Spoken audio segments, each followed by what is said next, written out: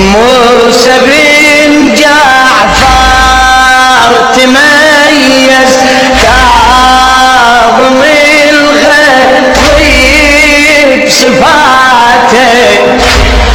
ولا سجون الطاغي ساعة بدلت سيرة حياته دمعته ولهجة دعاء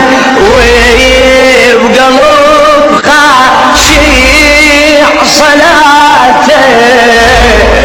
للفرج يحسب ليالي